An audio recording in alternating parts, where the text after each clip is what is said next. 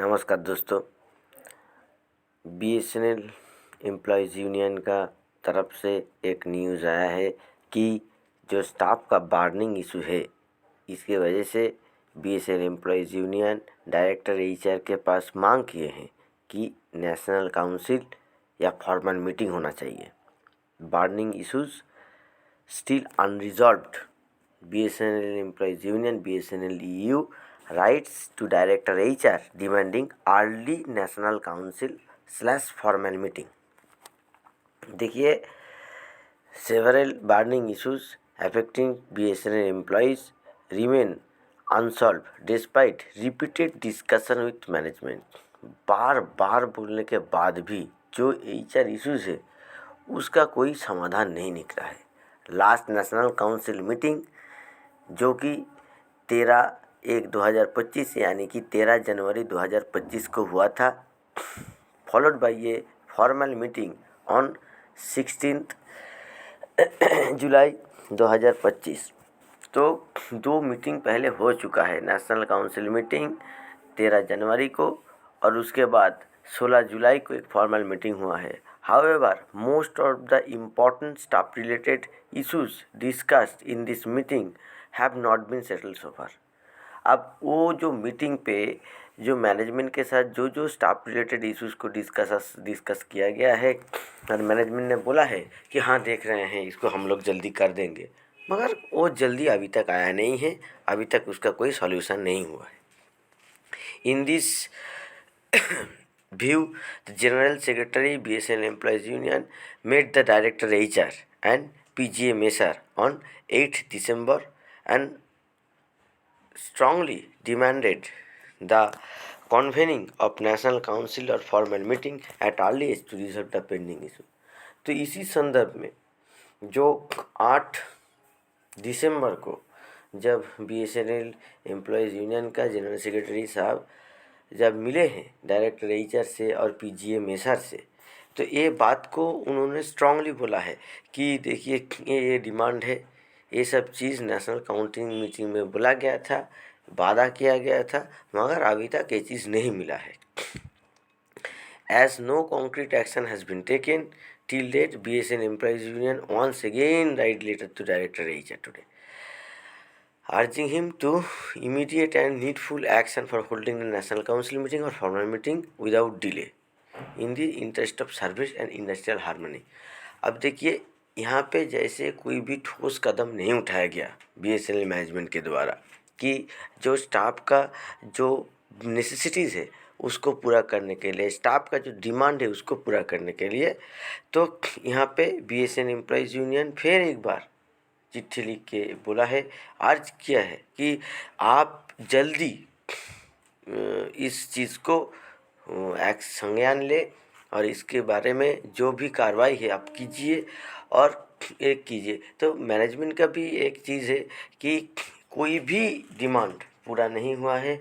एक आधा डिमांड अगर पूरा होता, 2-3 महीने के बाद एक डिमांड अगर पूरा करता तो भी एक बात था, मगर कोई भी डिमांड पूरा नहीं हुआ है। मैं जहाँ तक रिकॉल कर सकता हूँ कि पिछले टाइम मीटिंग के बाद जो लैपटॉप का जो मांग है एग्जीक्यूटिव कैडर्स का, वो हो गया, मगर वो लैपटॉप के लिए जैसे रखा गया कि किसी के नाम पे डेस्कटॉप को एलोकेट कर दिया गया, हाँ ऑफिस का जो डेस्कटॉप है, तो उसको लैपटॉप नहीं मिला। तो गिनी चुना एग्जीक्यूटिव को ही गिन चुन के ही लैपटॉप मिला है, सभी एग्जीक्यूटिव को नहीं लैपटॉप मिला है। तो नाम के लिए फैसिलिटी है मगर प्रैक्टिकली मिलता ज़्यादातर नहीं है। ज़्यादातर फील्ड एम्प्लॉइज़ को तो नहीं मिला, जो मेन ऑफिस में बैठे हैं वही लोगों को थोड़ा थोड़ा करके मिला है लैपटॉप, नहीं तो ज़्यादातर एम्प्लॉइज़ को नहीं मिला। और जो नॉन एग्जीक्यूटिव का मोबाइल का मांग था वो भी नहीं हुआ। जो मेडिकल आउटडोर का रीइंबर्समेंट का लिमिट बढ़ाने का मांग था वो भी नहीं हुआ। तो यहाँ पे एक मांग अगर आउटडोर मेडिकल वाला मांग पूरा हो जाता, नहीं तो ट्रांसपोर्ट अलाउंस वाला थोड़ा कर देता, तो भी एक बात होता कि एम्प्लॉइज़ को कुछ तो फ़ायदा मिले। 500 रुपया भी अगर फ़ायदा मिलता है एम्प्लॉइज़ को, तो एम्प्लॉइज़ को ढेला भर के 1 रुपया का फ़ायदा नहीं हुआ। 2025 का ये जो नेशनल काउंसिल मीटिंग है और 16 जुलाई का जो मीटिंग है इसके बाद से, तो इस वजह से एम्प्लॉइज़ यूनियन ने इस बात का संज्ञान लेते हुए जो लेटर लिखा है, ये अच्छा बात है। अभी यहाँ पे एक चेतावनी भी दिया गया है, आप अंडरलाइन कीजिए कि without further delay in the interest of employees and industrial harmony. देखिए, इंडस्ट्रियल हार्मनी मतलब क्या है कि इसके बाद एम्प्लॉयज़ यूनियन स्ट्राइक पे जाएगा, हड़ताल पे जाएगा, डेमोन्स्ट्रेशन होगा, तो जो इंडस्ट्री का जो वर्क है वो हैम्पर्ड होगा, एक इंडस्ट्रियल हार्मनी डिसरप्ट होगा। तो इस बात का भी एक चेतावनी यहाँ पे देखने को मिलता है। तो ये जो बातें हैं, ये बातें तो चिट्ठी के लिए अच्छा है, चिट्ठी ऐसे लिखना चाहिए, क्योंकि बीएसएनएल मैनेजमेंट पूरा आंख मूंद के सोया हुआ है और एम्प्लॉइज़ का हित के लिए कोई भी कदम नहीं उठाया गया है। बस महीने के आखिर में तनख्वाह मिलता है और साल में जो 3% इंक्रीमेंट है वो मिलता है, मगर एम्प्लॉइज़ का जो पीआरसी है, पीआरसी नहीं मिला। अब 8 आपका अक्टूबर महीना में आपका साइन हो गया वेज नेगोशिएशन एग्रीमेंट, मगर अभी तक वेज नेगोशिएशन जो एग्रीमेंट है वो बीएसएनएल सीएमडी से, बोर्ड से, मैनेजमेंट से अप्रूव हो के वो चीज़ डॉट पे नहीं गया है।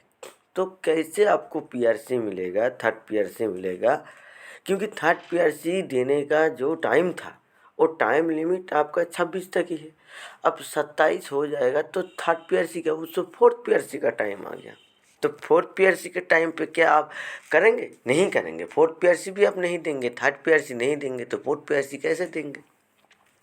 और पीआरसी के लिए भी 3 साल का प्रॉफिटेबिलिटी होना है, लगातार 3 साल। लगातार 3 साल बीएसएनएल प्रॉफिटेबल हो भी नहीं सकता है। अभी भी जो वित्तीय वर्ष चल रहा है, इस वर्ष में भी बीएसएनएल नेट प्रॉफिट में नहीं आएगा, थोड़ा बहुत लॉस कर दे। नेक्स्ट साल से अगर प्रॉफिट में आएगा तो फिफ्थ पीआरसी का बात हो गया ना, तो आपको कहाँ से आपको पीआरसी मिलेगा? तो इस बारे में कंपनी को भी सोचना चाहिए। अगर पीआरसी हम थोड़ा बहुत करके दे देते तो भी एम्प्लॉयज़ का बहुत एक बर्निंग इशू सॉल्व हो जाता, मगर कोई भी इशू उसको सॉल्व करने का इच्छा नहीं है, शायद ऊपर से इंस्ट्रक्शन नहीं है, ऐसा भी हो सकता है।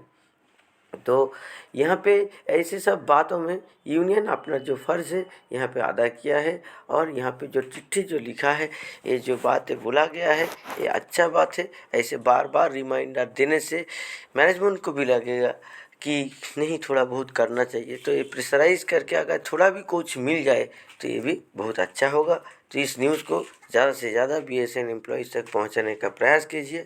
नमस्कार।